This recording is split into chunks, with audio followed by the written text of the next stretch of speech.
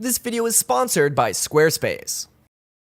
Welcome to Chaomix. One of my favorite games growing up was the Sonic Mega Collection. It was the hub for Sonic's back catalog of games at the time, and if you were lucky enough to also have the Sonic Gems collection, you'd conveniently have all 4 mainline classic titles at your immediate disposal, all on one console. And now we finally have another great way to do so via Sonic Origins. I absolutely adore all of these games. Sometimes I find myself coming back just to listen to the soundtrack again. It's seriously one of the best parts about really any Sonic game if I'm being real. I mean, come on, if there's one thing that's almost a guarantee for any Sonic game, regardless of the quality of the actual gameplay, it's that the soundtrack is usually gonna slap, and Sonic 3 has one of the best out there. But if you've played Sonic Origins, you may have noticed that it might not be exactly how you remembered it. I mean, I know it's been a while for some of us, but I'm pretty sure this stage didn't sound like this.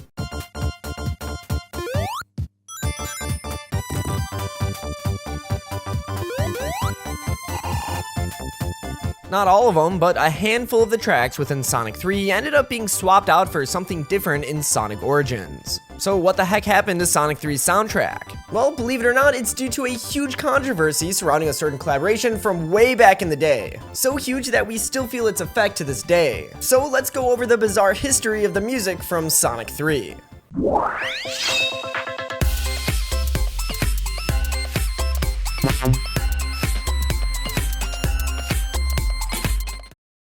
Let's dial the clock back to 1993. Sonic 1 and 2 were breaking new grounds, and a sequel was in the works. Music was a very obvious strong point of the series, even back then.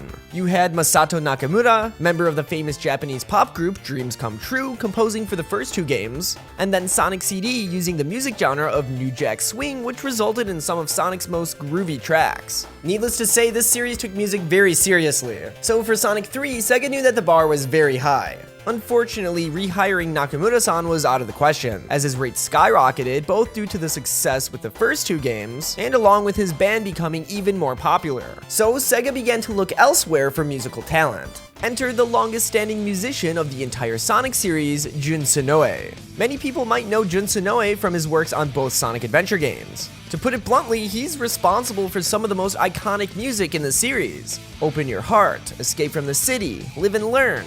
Yeah, you might have heard of him. But what many people don't know is that Senoue-san actually started writing music for the Sonic series starting with Sonic 3. So during its early production, the freshly graduated musician was brought on board to compose a few tracks for the game. He isn't incredibly important to the story at this point, but keep his name in the back of your head as we continue.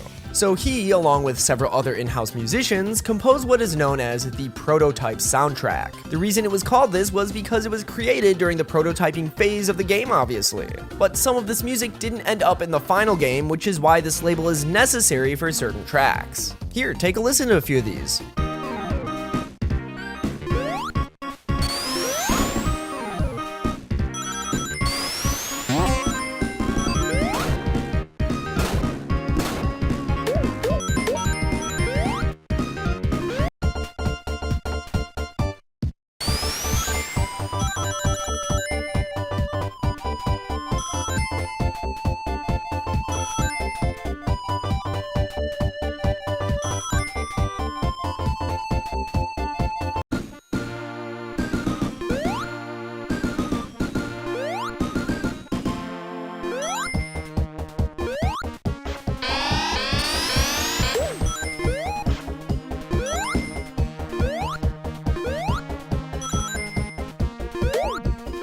But the biggest reason some of these tracks didn't make it in is because they were replaced by other tracks part of a huge collaboration with famous pop musician Michael Jackson. Yeah, the Michael Jackson. Jackson was a huge fan of video games and Sonic the Hedgehog. He even had a little bit of experience in the industry with his own game, Michael Jackson's Moonwalker. And this was on Sega consoles, so Jackson already had connections to the company. It's speculated that Jackson himself approached Sega asking to compose for the game, an opportunity Sega didn't need to think twice about accepting. Jackson's involvement in Sonic 3 used to be but a mere rumor. After all, he wasn't credited anywhere in the game, and Sega never promoted his involvement in any way. But there's a reason for this, which we'll be getting into very shortly.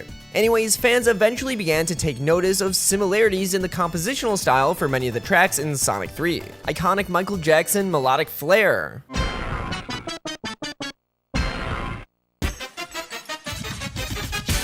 similar chord progressions.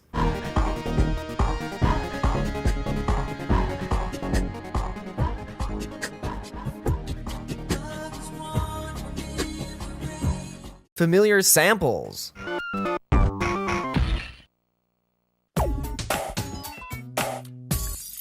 Even a lot of the sound team that was credited had a history of working with Jackson at some point in the past. But speculation would turn into slight confirmation eventually. Throughout the years, we've gotten interviews with some of these members of the sound team, sometimes hinting at Jackson's involvement or just outright stating it. I'll tell you exactly how this worked. Michael worked out a deal with Sega where Michael was going to do the music for Sonic the Hedgehog 3. But there seems to be some kind of strict NDA or non-disclosure agreement among Sega, because even to this day, Sega has never outright confirmed Jackson's involvement. Actually, they've even gone as far as to deny it. Hilariously enough, Yuji Naka, the father of Sonic the Hedgehog and former member of Sega and Sonic Team, recently debunked that very statement. After decades and decades of speculating about Sega's side of the story, the man does it in a single tweet. Tweeted June 23rd, 2022. Does Sonic Origins Sonic 3 have a different song? Oh my god, the music for Sonic 3 has changed, even though Sega official uses Michael Jackson's music. This first tweet is obviously referring to how Sonic Origins changed the music within Sonic 3. But the second tweet is a little bit confusing, so Naka-san would go on to clarify what he meant by Sega official using Michael Jackson's music. Sega official uses Michael Jackson's music means this. And Yuji Naka quote retweets the following. Happy 31st birthday Sonic. Sega official is playing Michael Jackson's song on Sonic. I'm surprised. Is it a sign? And here's the video in question, which uses Michael Jackson's music. And yeah, I'm only gonna play it for a few seconds to avoid any copyright claims. So obviously, Yuji Naka is hinting at Michael Jackson's involvement in Sonic 3. He points out the slight hypocrisy in Sega changing Jackson's music in Sonic 3, but then using his songs in an official TikTok. Even the way he says, "I'm surprised, is this a sign?" is totally hinting that Sega knows something and they're playing really close to fire. But to add even more fuel to this, very shortly after, Yuji Naka tweets this. This is a picture taken by me with my camera when we went to his house in his helicopter. It's pretty faded. I miss it. Now, technically, Naka-san doesn't name any names, but the timing of this tweet would imply that he's talking about none other than Michael Jackson, recalling a time during the collaboration where he got to visit his house via helicopter. From this series of tweets, we finally got confirmation from a member, or in this case, a former member of Sega, about Michael Jackson's involvement in Sonic 3. But whether or not Jackson was involved in the game isn't the only pressing matter here.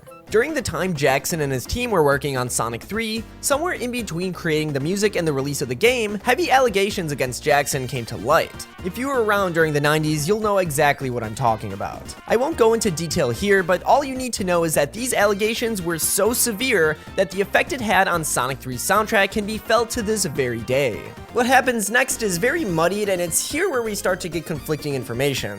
Some say that Jackson was dissatisfied with how his music sounded like on the Sega Genesis, so he purposely omitted his name from the credits of the game. Others say that Sega was forced to cut all ties with the musician due to fear of merely being associated with him due to the allegations. As for the music itself, some say that all traces of Michael Jackson were completely removed in the final product, but others say that certain tracks remain mostly intact. I mean, all those similarities we showed earlier seem to point to that. And besides, if all traces of Jackson were removed, why would Sega feel the need to occasionally change the music in certain re-releases of the game, like with Sonic Origins or the early PC port of Sonic 3? Yeah, the first time the music had to be changed in a re-release of Sonic 3 was in the Sonic & Knuckles collection for PC back in 1997. Certain tracks were swapped out with the prototype versions that we mentioned earlier. Carnival Night,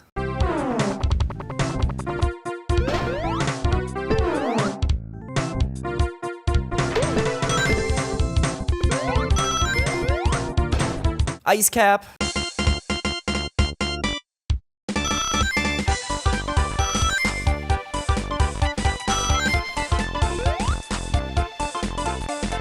Launch Base,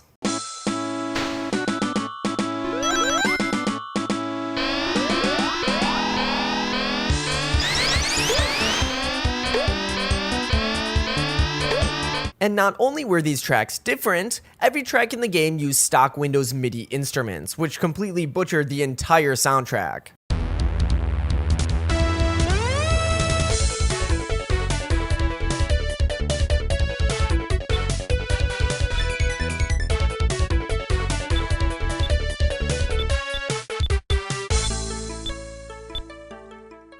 But because of the missing tracks, it was probably here where people started to realize that something was up with the music. And in general, Sonic 3 has had quite the trouble getting re-releases. If you compare the pure amount of re-releases of all the other games compared to Sonic 3, you'd think that Sonic 3 must not have been a good game or something. But this obviously wasn't the case.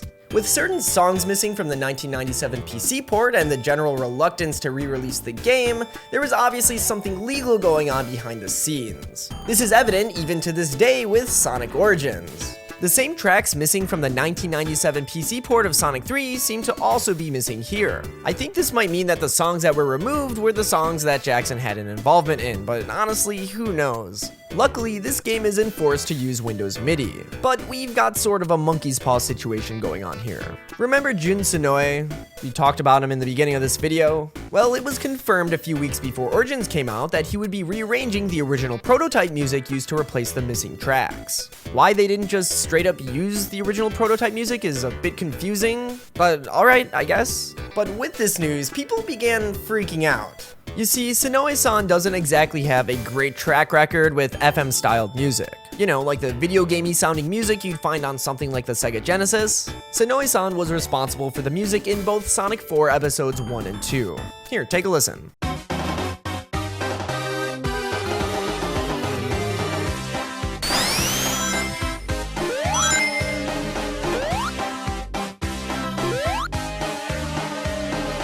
Compositionally, I think the music here is alright, but it's his choice of instruments and the way he arranges them that lacks a certain energy to it that the classic games were known to have. And you might be thinking, well, wasn't he responsible for music in Sonic 3? Why can't he just make it sound like that? Sonoe-san may have composed some of the music for Sonic 3, but he wasn't the one that arranged and programmed them into the game. It's an entirely different skill set, and I think it's exactly here where he falls short. So as you may have guessed, these lackluster characteristics made their way into the rearrangements in Sonic Origins. Just take a listen to these comparisons of the original prototype music and the rearrangements.